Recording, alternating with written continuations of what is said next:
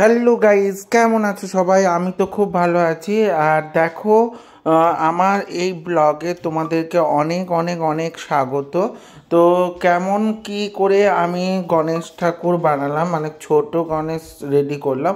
আমি কিন্তু মাটির কাজটা আগেই করে নিয়েছিলাম, তোমাদের আগেই শেয়ার করেছি যে মাটির কাজ কেমন করে করেছিলাম।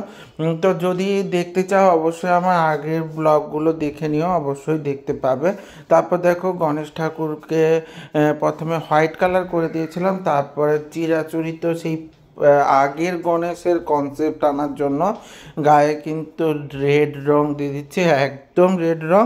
আর মুখটা কিন্তু সাদাই থাকবে, তো সাদা থাকবে বলে আমি 3 কোটের মতো সাদা রং দিয়েছিলাম। তবে এত ছোট গণেশ তো ঠিকঠাক পালিশ মানে শিরিষ করতে পারিনি, কারণ বড় ঠাকুর হলে কিন্তু শিরিষ করা হয়। শিরিষ করলে একটু প্লেন হয়ে যায়, অবশ্যই আরও সুন্দরভাবে রং করতে সুবিধা হয়। তো ছোট ঠাকুর জাস্ট কাপড় দিয়ে একটু বুলিয়ে নিয়েছিলাম। তারপর দেখো, আমি চোখ আঁকবো বলে শেড দিয়ে দিচ্ছিলাম। তো তোমরা অনেকেই মিনিয়েচার মানে ঠাকুর তৈরি করো, শুধু গণেশ না। তো তারা জানো অবশ্যই যে এই ঠাকুরগুলো কিন্তু খুবই যত্ন সহকারে করতে হয়, এবং খুব যত্ন এবং ধৈর্য দিয়ে না করলে ঠিকঠাক করে হবে না। যদি বা ভগবান মানেই কিন্তু তুমি যেমন চাইবে তেমন না, উনি যেমন চাইবে তেমন করে সেজে উঠবে। তো আমি একটা ত্রিশূলের কনসেপ্ট অনুযায়ী গণেশের তিলক করে নিচ্ছিলাম। তো তিলকটা দেখো কেমন লাগছে তোমরা অবশ্যই জানিও। আর দেখো, পৈতের জন্য সাদা রং দিয়ে পৈতে করে নিয়েছে, এবং হাতে গোলাপি কালার দিয়ে শেড করে নিয়েছে। আর আমি কিন্তু টোটাল যা মুখের মধ্যে শেড দিয়েছি টোটালটাই কিন্তু গোলাপি কালার দিয়ে দিয়েছি।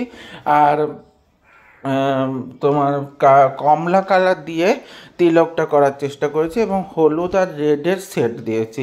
তো তোমরা কেমন কি দাও অবশ্যই জানিও। আমি তো ওইভাবে দিয়েছি, কারণ আমার নিচের যে ধরো যে বেদিটা আছে ওটা ব্লু কালারের, তো পেছনের যে সার্কেলটাও করা হয়েছে ওটাও কিন্তু ব্লু কালারের। তো একটু নীলের, একটু মানে ব্লুর সঙ্গে একটু সবুজ রাউন্ড শেপে দিয়ে তার উপর নকশা করে নিয়েছি, এবং তার চারপাশে পুরোটা ব্ল্যাকের একটা বর্ডার দিয়েছি। তো তোমাদের কেমন লাগছে অবশ্যই জানিও।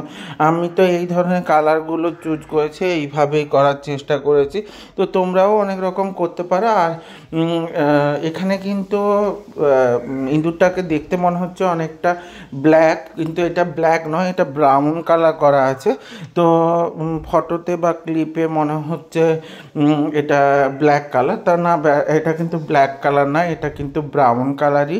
তো তোমরা কি কালার দাও অবশ্যই জানিও। আর পুরোটাই কিন্তু ফেব্রিক কালার দিয়েই করেছি। তো যেহেতু ছোট মিনিয়েচার ঠাকুর, তো অবশ্যই মানে ফেব্রিক কালারটাই ব্যবহার করার চেষ্টা করেছি, এমনি কোনো কালার ব্যবহার করিনি। তো ফেব্রিক কালার দিয়েই করার টোটালটাই করেছি। এরপরে চোখ এঁকে নেব। তো চোখের জন্য রেড দিয়ে চোখের একটা শেড দিয়েছি। তো দেওয়ার পর তারপর ব্ল্যাক দিয়ে চোখটাকে ফুটিয়ে তুলেছি। আর সামনে একটা ওং, মানে তিলকের নিচে একটা ওং লিখেছি, সেটা কিন্তু রেড কালার দিয়েই লিখবো। দেখো, এরপর দেখো রেডের একটু শেড দিয়ে দিয়েছি, আর একটু প্রস্ফুটিত হয়ে গেছে। দেখো কেমন লাগছে বলো তিলকটা। অবশ্যই একটু যত্ন সহকারে তো করতে হয়, ধৈর্য দিয়ে না করলে কিন্তু এই ঠাকুরগুলো ঠিকঠাক করে দাঁড়াবে না, এটা সবাই জানে। যারা তো বানায় তারা অবশ্যই জানে যে কেমন করে বানাতে হয়। তো ছোট গণেশা বানানোর ক্ষেত্রে আমি একটু আমার সম্পর্কে বলি। এত কাজের মধ্যে তবু এই শখগুলোকে আমি ধরে রাখার চেষ্টা করেছি, কারণ নিজের শখগুলো হারিয়ে যেতে একটু সময় লাগে না। তুমি যদি তোমার শখগুলোকে যত্ন সহকারে ধরে না রাখো, তাহলে কিন্তু ওগুলো তোমার জীবন থেকে পরপর হারাতে শুরু করবে। তো আমি চাইনি যে আমার শখগুলো হারিয়ে যাক, তো সেই জন্য এই ধরনের মূর্তিগুলো আমি একটু আধটু বানিয়েই থাকি। যখন যখন যে পুজো হয় ছোট ছোট করে মূর্তি বানাই, নিজের মতো করে যতটা সময় পাই তার মধ্যেই করে নেওয়ার চেষ্টা করি। তো কেমন হচ্ছে তো জানিও। ভালো মন্দ যে কোনো ধরনের কমেন্ট তোমাদের আমি আশা করি অবশ্যই তোমরা তোমরা জানালে আমি খুব খুশি হব। এইভাবেই আমার সাথে তোমরা কমেন্টের মাধ্যমে আমাকে জানাতে পারো। আমি তোমাদের কমেন্টগুলোকে অবশ্যই যত্ন সহকারে পড়বো এবং মনে রাখবো তোমাদের কমেন্টগুলো কি বলেছিলে। তো দেখো, আমার মোটামুটি কালারের কাজ কমপ্লিট হয়ে যেতে আমি কিন্তু ধুতি বেছে নিয়েছিলাম। আমি একটা ঘিয়ে কালারের ধুতি ইউজ করেছি। তো আমি কিন্তু জেনারেলি এই মিনিয়েচার ঠাকুরগুলোর ক্ষেত্রে মাটির কোনো শাড়ি পরানো বা ধুতি পরানো পছন্দ করি না, আমার ভালো লাগে না। আমার বক্তব্য যে একটু যদি না বড় ঠাকুরে যেরকম শাড়ি বা ধুতি পরানো হয় সেইভাবেই ছোট ঠাকুরগুলোকেও পরানোর চেষ্টা করি। একটু ধৈর্য লাগে, একটু কষ্ট হয়, কিন্তু পরিয়ে দেওয়ার পর তো ভারী সুন্দর লাগে। তো সেই জন্য আমি ধুতিগুলো বেছে নিয়েছিলাম। আর ওড়নিও বেছে নিয়েছি একটা মানে কন্ট্রাস্ট আছে, মানে ব্লু এবং গ্রিনের কন্ট্রাস্টের একটা বেনারসি কাপড়, ওটা দিয়ে কিন্তু আমি ওড়নি পরাবো। এবং আমার কাছে তো অনেক গয়না আছে জানো, মিনিয়েচার ঠাকুর, কারণ আমার বাড়িতে পিতলের অনেক ঠাকুর আছে, ওনাদের অনেক গয়না আছে, মানে অনেক সেট করে গয়না আছে। সেই গয়নাগুলোই আমি এই সব ঠাকুরের ক্ষেত্রে ব্যবহার করে থাকি। তো সেই গয়নাগুলোই পরাবো। প্রথমে ভেবেছিলাম আলাদা করে গয়না তৈরি করে নেবো, কিন্তু আমি দেখলাম যে স্টোন যে পরিমাণে আছে তো সেটা কিন্তু ঠিকঠাক নেই, মানে প্রপারলি যেরকম ভাবছি সেরকম টোটালটা করতে গেলে যতটা গয়নার প্রয়োজন অতটা গয়না ছিল না, ওই জন্য কিন্তু হয়নি। এইবার দেখো আমি কাপড়ও পরিয়ে দিয়েছি এবং গয়না পরানো আমার কমপ্লিট প্রায়। তো তোমরা দেখে বলো কেমন লাগছে। এরপর মুটুকে একটা ময়ূর পালক দিয়ে দেবো। তো অবশ্যই ময়ূর পালকটা আমি রেডি করেই রেখেছি। এবার দেখো তোমাদের সামনে টোটাল মূর্তিটা তুলে ধরছি।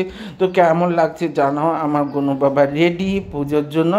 এরপরে যে অস্ত্রশস্ত্রগুলো বানিয়েছিলাম সেগুলো কিন্তু একটু বলে রাখি, নিজের থেকেই বানানোর চেষ্টা করেছি, ওগুলো কোনো কেনা অস্ত্র নয়। তো এটা কি করে বানালাম সেটা হচ্ছে, আমাকে যে টিচার্স ডেতে যে গিফটটা দিয়েছিল, গিফটের কভারটা যেটা ছিল সেই কভারের পেছন পাশটা দেখবে এরকম রুপোলি কালারের মতো থাকে। তো সেটা একটা মোটা কাগজের ওপর বসিয়ে দিয়েছি, দিয়ে কিন্তু কেটে কেটে রেডি করে নিয়েছি গয়নাগুলো, এবং মুটুকে একটা চাঁদও দিয়ে দিয়েছি। তো তোমাদের এই ঠাকুরটা কেমন লাগলো অবশ্যই জানিও। যদি কিন্তু ভালো লেগে থাকে তবে লাইক কমেন্ট শেয়ার করে দিও। আর ইউটিউব থেকে যারা দেখবে তারা সাবস্ক্রাইব করে দিও এবং সাথে থাকা বেল আইকনটা ক্লিক করে দিতে ভুলে যেও না। কিন্তু আমি অবশ্যই চাইবো তোমরা আমাকে কমেন্ট করো।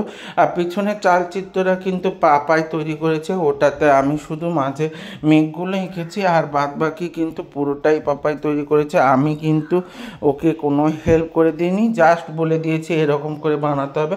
ও আগেও বানিয়েছে, তার জন্য ওর খুব একটা প্রবলেম হয়নি। তো ও সেইভাবে তৈরি করে নিয়েছে। তোমাদের কেমন লাগছে বলো, এবং টোটাল মূর্তিটা দেখে বলো এই মূর্তিটা কেমন কি হলো, তো কেমন পছন্দ হলো কিনা। যদি ভালো লেগে থাকে অবশ্যই আমাকে কমেন্ট করে জানিও। আর যদি খারাপও লাগে কীরকম কি করলে হতো তো সেটাও একটু আমাকে জানিও। অবশ্যই এইভাবে সাথে থেকো, সঙ্গে থেকো, জুড়ে থেকো। টাটা।